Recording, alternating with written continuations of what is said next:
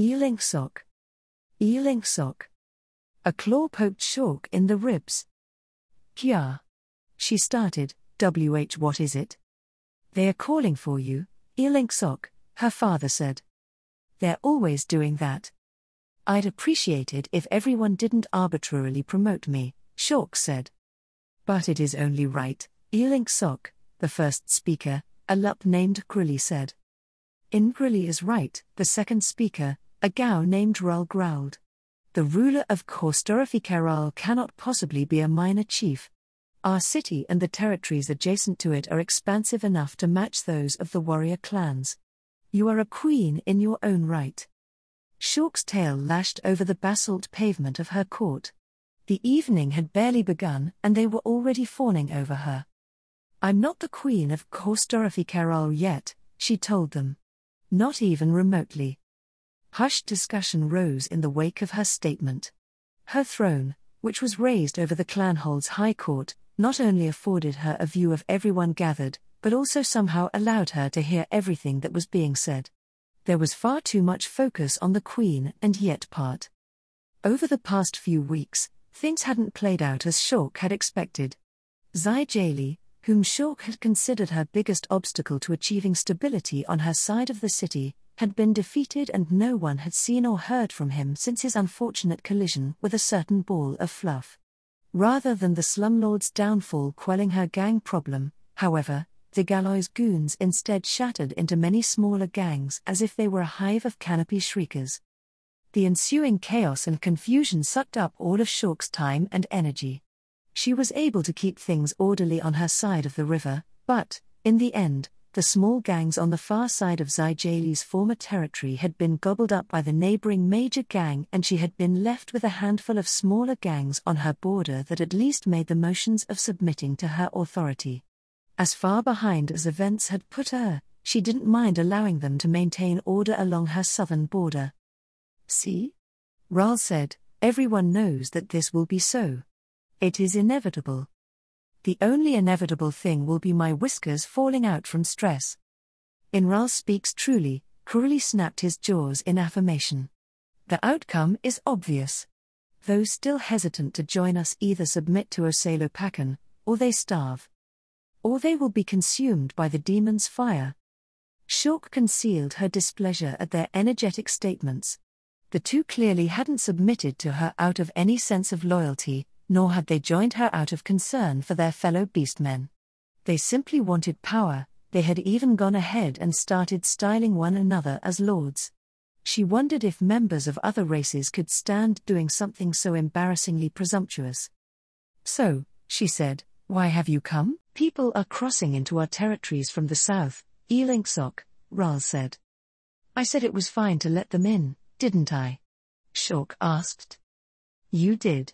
The problem is that the other gangs are accusing us of stealing their people. The two gang leaders flinched as Shawk flicked her ear. Of course they would say something like that. Who would they have to extort if everyone left? What have they done so far? Shawk asked. Nothing to us, Ral answered. At most, their thugs prowl the borders and bare their fangs whenever our people come close. They are trying to keep people from coming over, though, Kruli said. How? Shawk asked. As big as the other gangs are now, they still don't have enough people to constantly keep an eye on all of their borders. Oh, that's easy, Kruli said lightly. You just take their cubs into safekeeping. Would it be all right for me to kick this guy? She felt that she should on principle. He replied so casually that she didn't doubt he had resorted to similar measures in the past. They couldn't be allowed to do anything of the sort if they claimed to be under her. On the seating below and to Shawk's left, Master Leeds cleared his throat. You mentioned an influx of migrants, he said. We haven't received any orders to reflect this. Kruli and Ral exchanged confused looks. They were made welcome and directed to the places that we were instructed to send them, Ral said. Your markets are safe and plentiful, what is there to take issue with? Those safe and plentiful markets still need inventories delivered to them, Master Leeds replied. If 1,000 people show up unanticipated or unreported, that's 1,000 people's worth of supplies will be short. We're going to end up with empty stalls, and that's bound to make everyone panic with how things have been recently. Wait, you're city folk, shouldn't you know how? Master Leeds sent a look over his shoulder at Shork. She shook her head in return. Maybe the gangs in the Draconic Kingdom were more sophisticated, but gangs in Roland Gork treated their territories like replacement hunting grounds. What was what there was. There's no point in lingering on this. Kymali's placating voice rose from beside Master Leeds. I believe that our new friends are genuinely interested in leading their people well, they are merely unaccustomed to how we do things. Ingrali, Hinral, send me 2 subordinates that you trust. I can teach them how to handle this for you. It would be best if you choose ones with a good head for numbers. Shork draped her tail over her lap and fidgeted with it as Kymali calmed the 2 would-be lords down and coaxed them to cooperate with him. A squeamish feeling always filled her whenever he wormed his way into people's good graces. Elingsok. She looked down to find Elder Potley addressing her from his seat with the other prominent clan elders. Not you, too. What is it, Potley? Disputes over, agricultural development are on the rise. I don't know what that means. For practical reasons, the mystic told her, we must build our fungus farms along a certain course through our territory. It wasn't a problem before, but now that people are beginning to grasp the boon this new industry brings, they all wish to take part. Why does it have to go from one extreme to the other? She had to risk herself in the fighting pits just to help Elder Potley pay for his research. Now everyone wanted a piece of it. The clan would have been much better off if everyone had helped out in the first place. It's nice that they're embracing what we're doing now, Shork said, but it's like you mentioned, right? Our fungus farms are being built along practical lines. The problem is that some people have decided to come up with their own definition of practical, Elder Potley said. Which is? They perceive an opportunity and wish to seize it. For the sake of maintaining the health of the jungle, however, we only consider specific areas of our territory qualified for this type of development. So unqualified territory doesn't mean that you can't make a fungus farm there? Elder Potley made a helpless gesture. Plants and fungi grow so long as the conditions are good enough. To many, that means our fungus farms can be built in any available space. We've hired thousands of people to help build the farms, so the concept is hardly unknown to the clansfolk. Have you told them that we're doing things the way that we are for the good of the land? Shork asked. Of course, Elder Potley answered. But, once again, they don't agree with our decisions. There are accusations of corruption and oppression, amongst other things. What? How do they figure? Because we are getting in the way of what they want, I suppose, the mystic side. They claim that some are being favored over others, and I'm afraid that speculation over why that is only grows. Whenever we identify and dismantle an illegal farm, we're the ones being blamed for destroying their hard work. How can they be so unreasonable? We're all supposed to be in this together. Deep inside, she already knew the answer. While the citizens of Kostorifikaral kept their heads down around the clans whenever they showed up, the city hadn't belonged to any clan for generations. The people were simply used to being able to do whatever they wanted and being responsible for their own success or failure. Ironically, they were more than happy to rally behind her when the future was uncertain, but winning stability and progress for Osalo-Pakan encouraged them to act independently against the clan's wishes. Since they were unaccustomed to authority, her only real option was either to use force to keep them in line or figure out how to keep them busy. Everyone will have something to do eventually, Shork said. We just can't do it all at once. Is there anything more we can do to speed things up, Master Leeds? We are already out on a limb here, Elingsok, the guildmaster replied. And it isn't as if we're focusing on agricultural development to the exclusion of all else. It's just that agriculture forms the foundation of our economy and we can only leverage everything else to a certain extent. The insanely fast crop cycle here makes for already unprecedented growth, so the people won't have to wait for long. And therein lies the flaw in our planning, another elder said. Our people are predators by nature, Master Leeds. We do not wait, we take. It is no shock that opportunities are pounced upon. And there's nothing inherently wrong with that, Elder Potley said. The problem is that it hurts us more than it helps in this case. We cannot turn the entire jungle into a fungus farm. The sites we have chosen are those that are already close to the ideal natural conditions for the cultivation of blood antlers. To do any more is too great a threat for the balance of the jungle. Didn't you say that this project also addresses growing sanitation issues? Master Leeds asked. It does, Elder Potley answered, but that was a generations-long imbalance that we had to address. It is not an excuse to create new imbalances. But population growth comes hand in hand with economic growth, the Guildmaster noted. Why must growth be assumed? Rolengork is on the cusp of famine, and this is the argument that you make? Are they fighting? As far as she knew, they had been cooperating nicely since her bid to rebuild Osalopacan. There was little sign of the friction that she sensed between them now. It took a moment for her to realize that everyone was looking up at her. What did they expect her to say? I don't think we should be ruining our home, she said, and our mystics are responsible for keeping an eye on that sort of thing. Economic growth is nice and all, but it shouldn't come at the cost of our long-term well-being. Our short-term problems demand that we do everything possible to address them, Master Leeds said.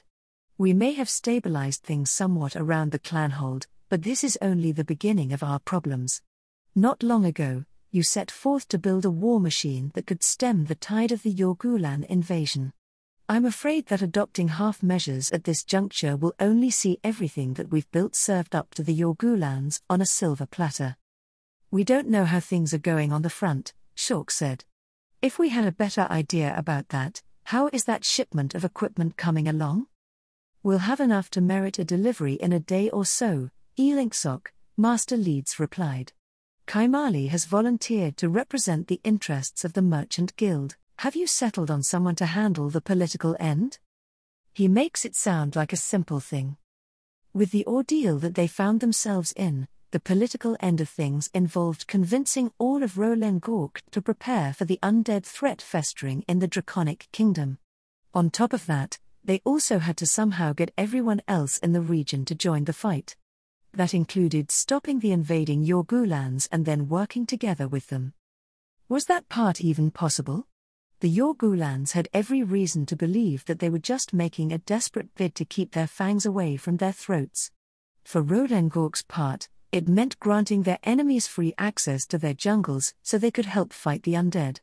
The fact that the Yorgulans' true masters were green dragons made the entire plan seem insanely suicidal.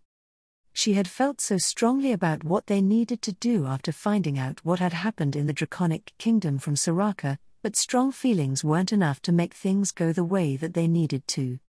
I was thinking our, industrial support would be enough to at least have Clan Kira listen to what we have to say, Shork said. Especially if we continue to send them equipment. Nothing I can think of would convince our ancestral enemies to band together with us against the undead, though. You'd think that an army of the undead getting ready to eat us is reason enough, Master Leeds muttered. As far as they'll be concerned, Shork said, it's some faraway problem that they weren't even aware of until we told them about it. We can't expect everyone to stop what they're doing and join us just because some stranger claims that it's happening. Then what happens if we can't convince anyone to help? One of the elders asked, do we fight one another until we are spent and the undead take us all? What other options do we have? We don't have any other options, Shork answered.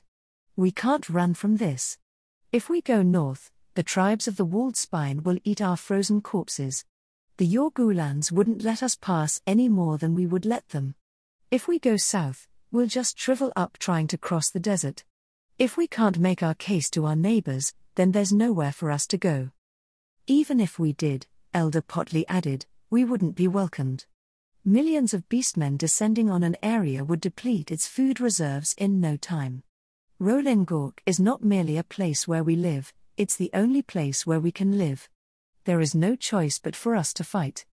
And since fighting is our only choice, Shork said, I want to increase our chances of holding off the undead as much as possible. Speaking of which, Did you speak to Ilan about the thing we discussed, Master Leeds? The Guildmaster shook his head. It's as I mentioned, he told her. Training a priest takes years even with the right infrastructure in place.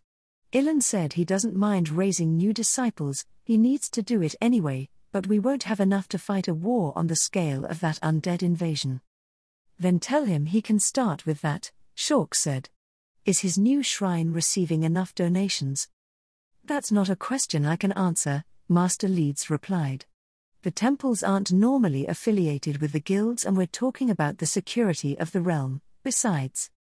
Shork didn't dislike the Sorio, but religion wasn't a very big part of anyone's life in Rolen Gork. Their gods were elemental forces of nature or aspects of life in the jungle, and they weren't known for playing favorites or even demanding worship. For the most part, one did their best to not anger them, which mostly involved listening to the local mystics. Human religion, on the other hand, was very different. Very different and very complicated. Her life was already complicated enough, so she was perfectly fine treating it as something that took care of itself. I'll get around to him after this session sometime, Shork said. I was just hoping he could put together a proposal before we spoke. I'll let him know, Elingsok. Master Leeds lowered his head.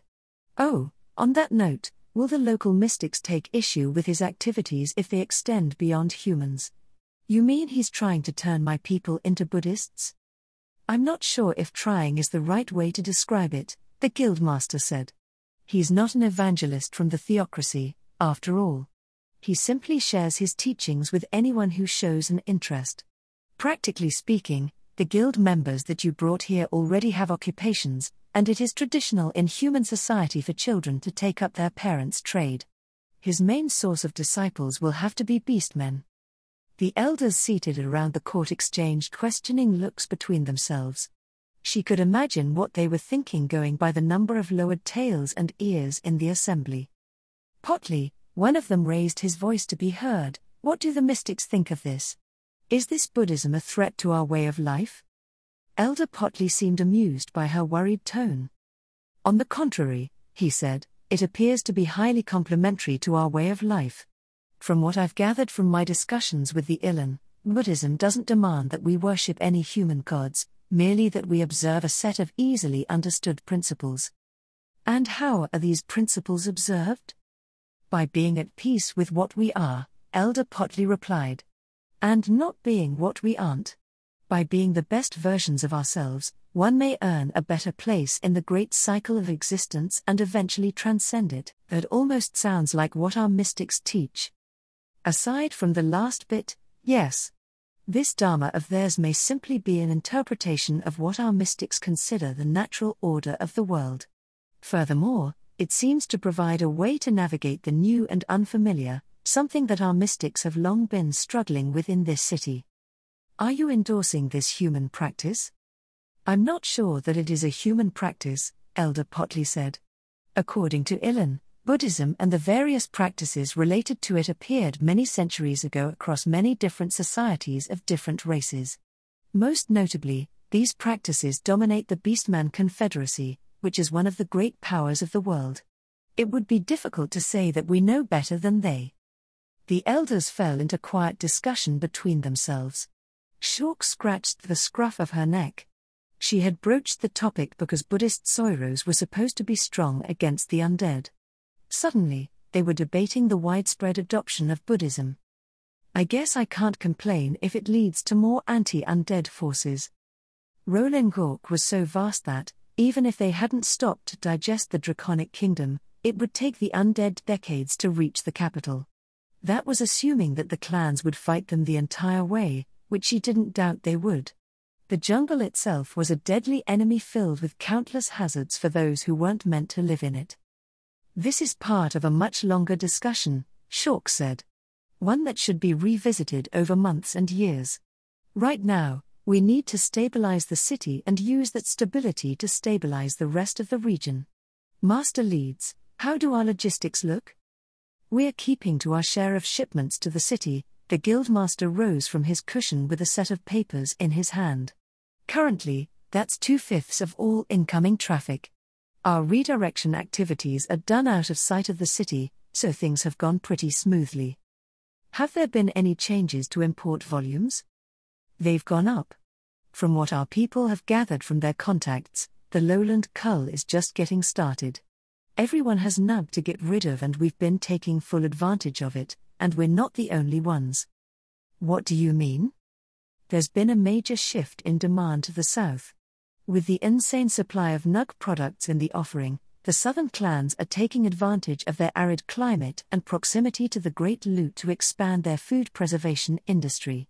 Smoking and tanning operations are popping up everywhere, and they say that you can see the haze from it all changing the sky. Whoever put their resources into this is going to be pulling in huge profits once food starts getting scarce in the rest of Roland Gork. Good for them, Shork said. And good for us. Roland Gork will have enough food to prevent a famine in the southern regions if the clan lords are prudent. For a season or so, at any rate. The cull meant that nug available for slaughter would be scarce in the long term. If they didn't come up with a solution for that, they would be seeing desperate infighting between the tribes in addition to their current woes. Does this affect our smokehouses in any way? Shork asked. Unfortunately yes, Ealingsok Master Leeds answered. We still have all of the shipments from everywhere else to deal with. This flooding is sending us plenty of fuel to burn, but we're down to using rendered blood to cure the meat. Not that your people seem to have any problems with the taste, but it won't keep as long as properly preserved food. Does that mean we'll have issues with spoilage? One of the elders asked. So long as we keep expanding our influence, we won't be. That brings me to the best part of this report. Shork pressed her paws against the cool stone of her throne, waiting to hear what the guildmaster had to share. Master Leeds waited until he had the full attention of the court, taking a sip out of his cup and clearing his throat before speaking in a clear voice. Word of our activities here has reached the ears of clans around the cities nearby, he said. Not the warrior clans, but the civilian ones. She released a breath she hadn't realized she had been holding. That is a good thing, right? Shork asked. Oh, yes, Master Leeds answered with a smile. The warrior clans may have kept them ignorant of military affairs, but they're well aware of the mounting crisis in their own territories. This is a problem that falls under their jurisdiction and they're desperately looking for solutions. Our agents have been shrewd enough to secure dedicated berths for our ships, as well as a permanent market presence. But we're not trading them food, Shork noted. Just some manufactured goods from the clan hold and the copper coins we've been minting. How did those get us all of that in return? Merchants seem to have a magic all their own. She wouldn't be surprised if one of them told her that they had traded a blade of grass for a whole nug at some point. Well, that was just to get our foot in the door, Master Leeds said. After that, we promised to arrange for an audience between you and them. Me? How did she become so valuable? All she did was worry about everything. We'll be hosting their delegations here, of course, Master Leeds said. A picture is worth 1,000 words and all that. After taking a tour of our territory, they'll undoubtedly buy in. Buy into what? Everything? As much as I dislike bending people over a barrel, this is a situation where they don't have much of a choice. It's listening to us or seeing their people starve. And it's not as if we're up to no good, right? We need the influence to gain control of this ship before it goes straight over a waterfall. Everything we're doing is for everyone's benefit. Beside Master Leeds, Kaimali raised a paw. What will we be showing them, exactly? He asked. Only our agricultural operations are relevant to their problems. It wouldn't be good to give away all of our competitive advantages. We'll have time to prepare a suitable reception, the guildmaster said. The focus will be on our agriculture and logistics, but it won't hurt to show them the fruit of our other industries along the way.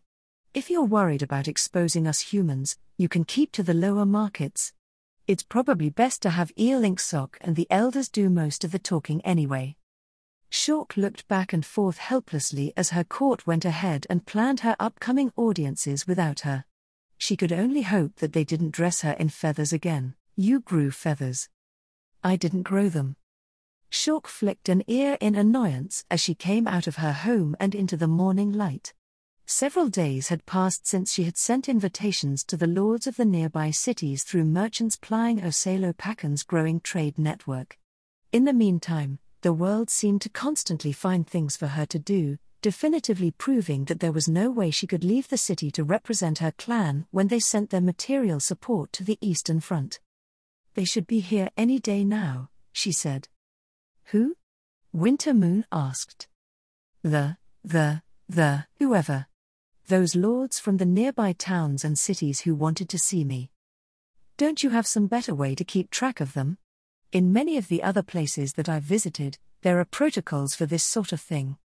The warrior clans use runners, Shawk said, but we don't have any who can travel faster than a river barge yet.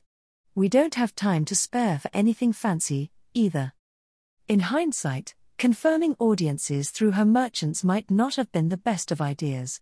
From what she had seen of the civilian lords when they came to the city, they had lofty, and expensive, tastes.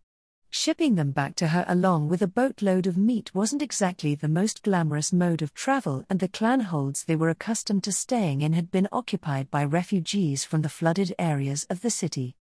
"Actually," Shawk looked up at Wintermoon, "could you help entertain them?" "Me? Why?" "Because you're a bard. Aren't bards supposed to love that kind of thing? Don't you have any bards of your own? You have nearly 100,000 subjects these days." "To be honest," Shawk replied, "I've been so busy that I haven't given that particular side of things any thought." "Then, couldn't you just put up a posting for one?" "A what?" "It's something that humans do. If they need something, they'll put it in writing in a public place for people to see. That way, they don't need to chase people around." "That sounds convenient," Shawk admitted, "but no one can read here. Except for the humans. Maybe that's why humans do it?" Generally speaking, humans seemed extraordinarily capable. From what she had seen, they were better than beastmen at almost everything. "It's not as if humans are born knowing how to read," Wintermoon said. "They use criers to reach the illiterate." "I don't have any criers," Shawk said. "Then hire some?" "The criers that the warrior clans use are all highly skilled, though." "That's because they're bards," Wintermoon told her. Shawk stared up at Wintermoon. So you're telling me to use bards to find bards. Simple, isn't it? But I don't have any bards." "Then hire some." She glared at Wintermoon. "I know I'm not exactly sophisticated in your eyes, but I still don't like being made fun of." "I'm not making fun of you," Wintermoon replied. "Beastmen aren't born as bards, so you just have to make some. If people do things as a thing, then they become the thing or something." "Is that how you became a bard?" Shawk asked. "Someone hired you?" "No. I became a bard because I felt like it. What are you doing up here, anyways? I thought you'd be wandering around outside of the city as usual." "Vltava wanted to check on some of the stuff up here before your renovations accidentally destroyed them," Wintermoon replied. "We wouldn't destroy something valuable on purpose," Shawk said. "Where's Vltava right now?" Wintermoon turned and walked in the direction of one of the old ruins on the top level of the clanhold. They went around to the back of a half-buried pyramid, where Shawk was surprised to find it wasn't buried anymore. "You dug all of this up?" Shawk asked. "Vltava summoned an earth elemental to do it," Wintermoon replied. "He hasn't had any luck yet." "Luck with what?" It wasn't as if her clanhold was some long-abandoned ruin. On the contrary, it was part of the bustling metropolis in the heart of Roland Gork. The ground that Vltava had excavated was created by the slow build-up of soil over the generations, so anything of value should have long been discovered and sold at market. Shawk peeked over the edge of the hole, watching Vltava, Pinecone, and Pebble pore over a section of exposed wall. It looked like they were pulling out bricks that protruded slightly at regular intervals. Pebble yanked one out and examined it for a few moments before adding it to a small pile of similar objects. "Are they old carvings?" Shawk asked. "Yes," Pebble answered. "But they are not only that." "That one looks promising," Wintermoon said. Which one? That one? No, higher. Higher. Lower. Lower. Now left. Too far. You overshot. Too far again. Back, arg. With a frustrated noise, Wintermoon hopped into the pit. She reached out to grab a brick that Shork was fairly sure wasn't there before and tossed it over to Vltava. The ball of fluff caught the object and held it up to his central eye. It lives, he said. It's a block of stone, Shork said. Yes. Shork backed away cautiously as Vltava floated out of the pit. She tucked her tail away protectively as he alighted in front of her, but he seemed disinterested in biting it. Instead, the ornery little thing continued examining the brick in the sunlight. Shork leaned in as close as she dared, eyeing the carvings on the piece of masonry. What's so different about this brick? She asked. The others in that pile down there are next to worthless. Wintermoon hopped out of the pit. She didn't get it. How could Wintermoon figure that out when the thing was still stuck in the wall? It is memory, Vltava told her. I can see that, Shork replied. Much like almost everything else on the topmost level of the clanhold, the brick was covered in carvings that told some tale from the distant past. Shork couldn't read what was written on them, but, as a child, she liked to imagine what was going on in each of the scenes. Vltava's quiet displeasure at her reply was palpable. Shork hid her tail again. It would be better if we just showed her, Pinecone said.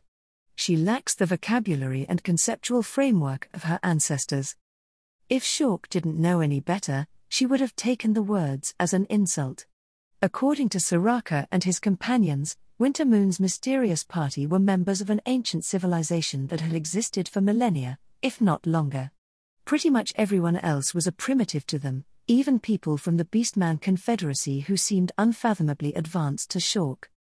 To the ignorant, they didn't look much different aside from being members of another group of races. Whenever they spoke, however, all sorts of incomprehensible gibberish came out. Sometimes, it even felt as if they were speaking straight to her soul. Vltava made his way back around the pyramid, leading them to the fountain in the middle of the central plaza where Shork usually held court.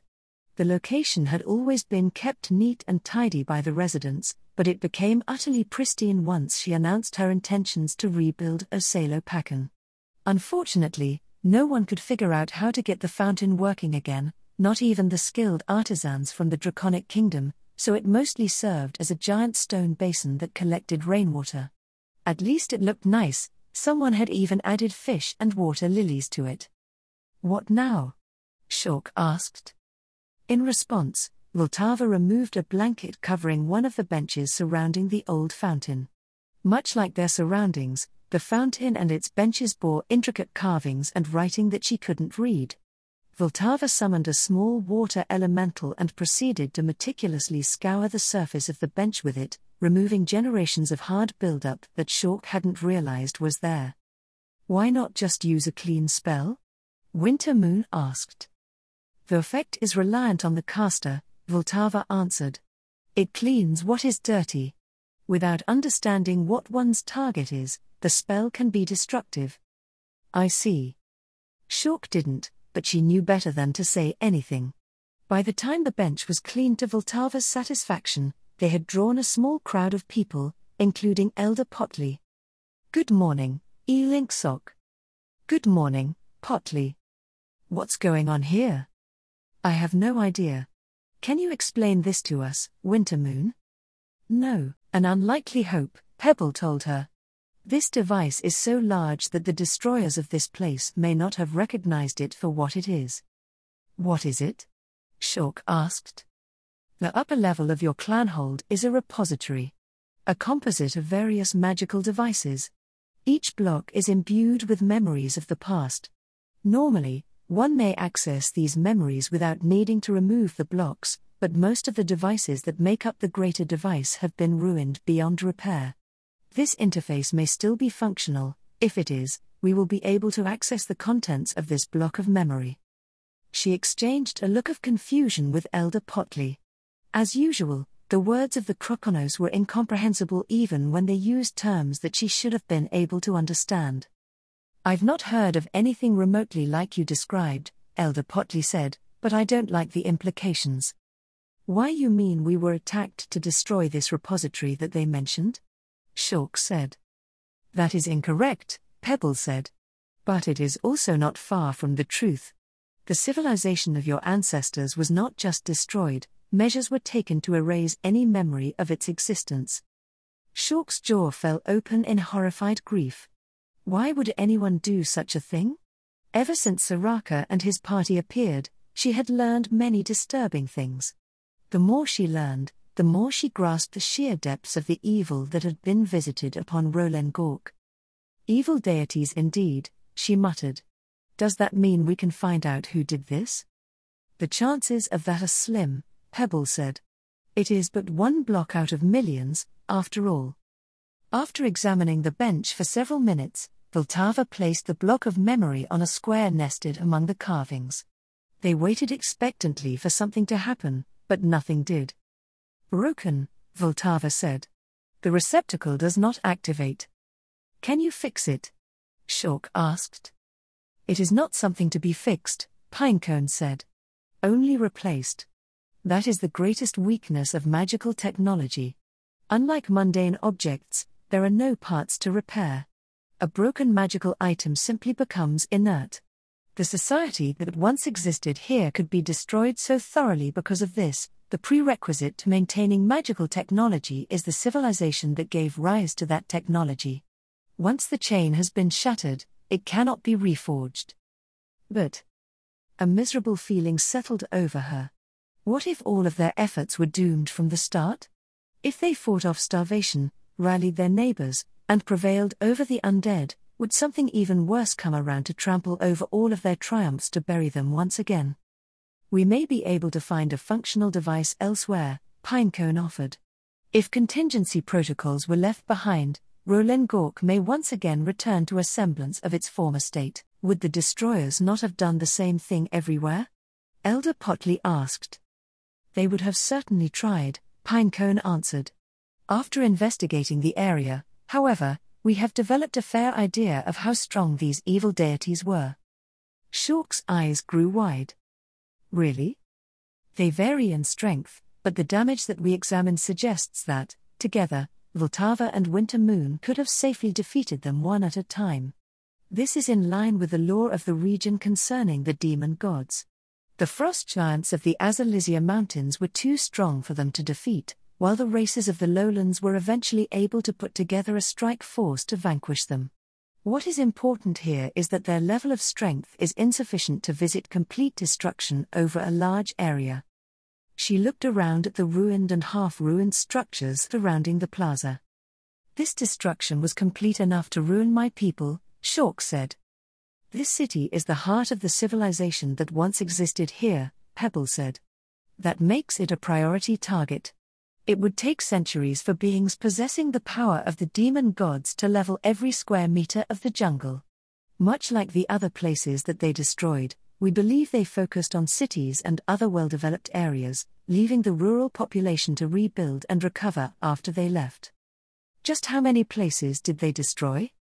"Going by the tales that I've collected," Winter Moon said, "an area roughly 5 times the size of Rolen Gork. Believe it or not, most of the damage was done north along the coast, so it's unlikely that they appeared to specifically persecute your people." It didn't help their present situation, but it did make her feel a bit better. The bards always told tales of how Rolen Gork had been abandoned by their neighbors to face the demon gods alone. She disliked the idea that the world could be such a hateful place that everyone could simply stand by and watch an entire civilization burn. That it wasn't true gave her hope that their normally hostile neighbors might actually heed her warnings and come together to fight the undead. "So you plan on searching for something the demon gods might have missed on the fringes of Rolen Gork?" Elder Potley asked. "Our best chances lie out there, yes," Pebble answered. "I guess we won't be seeing each other again for a while." "Wait a minute," Shulk asked. "Did you know about this when Soraka's group was around?" "Yes," Winter Moon answered. "Then why didn't you tell them about it?" Karavaki and Mitra were turning the place upside down looking for any hints of my people's history. The atmosphere cooled considerably. Winter Moon looked away with a disgusted noise while Vltava regarded Shork with all three of his eyes. The unusual stare was more than a bit disconcerting. "It is your legacy to inherit," Vltava told her. "Not theirs to take." What did that mean? Soraka and his people had been nothing if not helpful. She didn't mind if they got something out of it. They didn't exactly come across as thieves, either. Elinksok. Shork turned at the sound of Kaimali's voice. Her childhood friend panted as he dragged himself into the plaza. "What's wrong?" Shork asked. "What's wrong?" Kaimali's gaze wandered around the court before his eyes settled on Elder Potley. "Ah, Elder Potley, I came up to tell you that a ship was coming up the river, but I was distracted by the thing." "What thing?" Kaimali's tail rose curiously. "It's not important right now," Shork said. "You mentioned something about a ship?" "This morning's shipment from upriver is arriving as scheduled," Kaimali said. "There's a big, flashy fellow standing on the bow, so it looks like they managed to get at least one of the clanlords to come along." "How many people did he bring?" "Your father is greeting them at the landing. He insisted on handling that sort of thing." That seemed reasonable. He was an innkeeper, after all. She had never asked whether her father missed his old work or not, but he had quietly supported her anyway. "We shouldn't make them wait," Shork said. "Let's go." "It would be better to receive them up here," Kaimali told her. "What? Why? It'd be rude to make them come to us. They came from so far away already." "It's a matter of positioning," Kaimali said. "You have something that they want, so they should come to you. You are in the superior position and must act the part. Oh, Winter Moon, you should be close at hand during this." "Why?" "A mysterious bard from a foreign court will add to our prestige. Also, we can have Vltava sit on the great Elinksok's lap. Would you like to experience the sensation of incineration, you moronic mewling?" Vltava cut Kaimali's suggestions short before he got even more carried away. A group of short figures in the corner of Shork's vision caught her attention. "Look," Shork said, "there are still humans wandering around. I need to go and stall for time." "I can."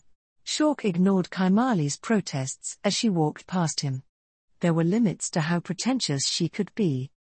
Their guests were still disembarking from the newly arrived barge when Shork stepped onto the sweeping balcony overlooking the Koroko's cliffs. It took her a moment to spot the visiting lord amongst the dozen or so Osalo retainers that had accompanied him. All of them came dressed as members of the urban elite, draped in rich furs adorned in colorful feathers and jewelry. "Do we have a name for this guy?" Shork asked as she watched her father receive the visitors. "We do," Kaimali said. "This ship runs the Atazli route, so the biggest fellow down there should be in Marzli, the principal administrator of the city under Osalo Atazli." "Who are those people in his retinue?" "They're too dressed up for regular servants." "We are not sure," Kaimali admitted. "My guess is that he rounded up what notables he could for clout. Only one or two of them have the look of lords. If they had the look of lords, it was only a little. Even in Marzli was barely a head taller than a regular Osalo, so he might have been casually mistaken for a warrior from a prosperous clan. Notables, I wonder if in Marzli had to deal with the local gangs, too." Shork's father led the visiting delegation to the wharf's cargo lift, which had recently been completed and deemed safe for regular operations. Their guests all hesitated to step into the bamboo cafe, though after watching their baggage get loaded onto it and conveyed to the top of the cliffs, a few of them seemed almost eager to experience it for themselves. "Those ones must be merchants," Kaimali said. "How do you figure?" Shork asked. "They became excited when they recognized the lift," Kaimali answered. "A device like this represents great savings in time and labor. In short, they all want to know how they can profit from it." The light scratching of Kaimali's claws joined the sound of the wind as he kneaded the stone railing. "Master Lead says that this is another thing that our clan may benefit from. I do not know if something similar to our lift exists elsewhere in Roland Gork, but we can install and operate them wherever they're feasible and collect tolls that merchants would be more than happy to pay. You shouldn't be so focused on profit with this crisis looming over everyone's heads, Shork said. If it puts things more and more under our control, Kaimali said, I don't see why we shouldn't. We are the ones most suited to dealing with this crisis, after all. She doubted that the lords of Roland Gork would readily agree with Kaimali's reasoning. The Confederation was exactly that, a collection of independent clans that worked together to tackle common issues. It wasn't some sort of super clan that took orders from a single lord. Master Lee's idea of turning her into an empress or whatever didn't worry her much due to that. The first set of guests arrived at the top of the cliff, immediately pouring out to investigate the surroundings. They were all too quick to identify the mechanism that powered the lift, a set of 4 treadwheels operated by a crew of Na. The poor laborers were immediately assailed with multiple questions from every direction. Shork rushed over before the Na decided to flee and leave the lift disabled. She did her best not to squirm when the merchants gazed up at her with awestruck looks and all but stepped on one another trying to sort themselves out. They were still quietly arguing by the time the lift arrived again. To Shork's great displeasure, Inmatsli strode forward and loosed a torrent of words that were about as pleasant to her as the garbage washed downstream by the floods. By all of the gods, he placed a paw over his chest, I never knew such noble beauty existed so close to Atazli. No, going by the rumors of what had befallen the city, your presence can be the only explanation as to how order has been maintained. Shork stood in a dumbfounded stupor, wondering what new form of stupidity had manifested before her. To her misfortune, Winter Moon took the opportunity to escalate the situation. The bard's rolling voice seemed to shake the very core of Shork's being, freezing their guests in place as she spoke. You are in the presence of Eel Inksok Osalopakan, vanquisher of the Zijali hordes, harbinger of order, bringer of knowledge, restorer of clanholds, unifier of the north, and rightful ruler of Kostorifi Karal and all of its subject territories. Supplicate yourselves before Her Majesty and be recognized. Inmatsli and his entourage immediately went to all fours, lowering their heads with their tails tucked between their legs. Not only that, members of her clan nearby stopped what they were doing to kneel in her direction. Oh, Eel Inksok, Inmatsli's voice rose from the newly cut pavement, word of your wisdom and the ingenuity of Osalopakan has spread far and wide. On behalf of the people of Atazli, this Inmatsli humbly beseeches your benevolence in these dire days. Can I go back to bed now? She didn't want to sink any deeper into the madness that seemed to have claimed everyone around her. It would hopefully go away after sleeping for a few hours, but that probably wasn't an option. Welcome to Kostorifi Karal, Enmazli, she said. Your concern for our people is one that I share, but I fear that these dire days may be more dire than you think. However, with the initiative of good lords like yourself, we may yet weather the trials ahead. Where did those words come from? Something was making her more lordly than she ought to be, and the thought frightened her. You may raise your heads, Winter Moon intoned. A lump formed in the pit of Shork's stomach as Enmazli and his party rose to their feet. The sparkly look in their eyes had gotten 5 times worse. Kaimali stepped forward and presented himself with a respectful bow. I am Kaimali, a confidant of the great Eel Inksok. Some of Atazli's future needs are known to us, but not all of them. We have organized a tour of our markets for this morning to explore this, followed by lunch in Eel Inksok's court. After that, we will go farther afield to visit some of the facilities that you may have already heard of. This way, please. With a handful of smooth gestures, Kaimali managed to divide their procession into 3 groups. He gathered the energetic merchants in the front, leaving Shork and Wintermoon within Inmatsli and his accompanying lords. 2 patrols were conjured from nearby to form an escort. It all seemed haphazard to Shork, but their guests appeared to be genuinely impressed.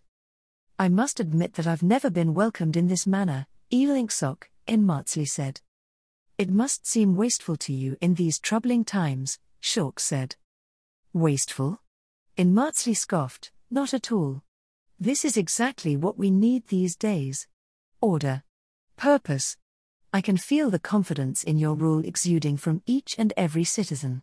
To battle the forces of chaos is every lord's lot, and you seem to be succeeding where anyone should understandably fail. She tried to think of a way to downplay her success, but the other lords nodded in agreement. How much have you heard about the situation here, in Maudsley? Shawk asked. A little bit here and there, in Maudsley answered. The flooding has taken a third of Atasley, so we knew that the lands around the lake would suffer far more. To make things worse, Cohorstoroficaral had no presiding warrior clan to maintain order. In all honesty, we fully expected this place to become a lawless wasteland by now. It is a testament to Osalopacan's prowess that the opposite has occurred. Elinksok was recently challenged, Winter Moon said. Oh, what happened? A major gang had taken control of the neighboring clanhold, holding sway over 30,000 or more. They thought to move on Osalopacan's more recently established operations, but they were destroyed in a single night. In Maudsley and his retinue gaped at the account. A single can it be true? From a clan unknown to us until recently. Many claim that it was as if the demon gods returned in all of their wrath. What are you saying? We did hear something like that. In Maudsley seemed to shrink, but we had dismissed it as nonsensical gossip. That gang shattered shortly after, Winter Moon said. Many fragmented groups that were once a part of their number have sworn themselves to Elinksok. You may question them if you wish. In Maudsley looked Shawk up and down before hastily replying. There is little reason for us to doubt your claim, he said. Elinksok is clearly a mighty lord and her clan is undoubtedly just as formidable. It pleases us to have such powerful allies. Since when did we become allies? An uneasy feeling filled her as she pondered the connotations of In Maudsley's statement. Technically, the Confederation of Roland Gork was an alliance between the kingdoms, clans, and tribes of the Jungle Basin, but this was always treated as a given. No one went out of their way to emphasize that relationship.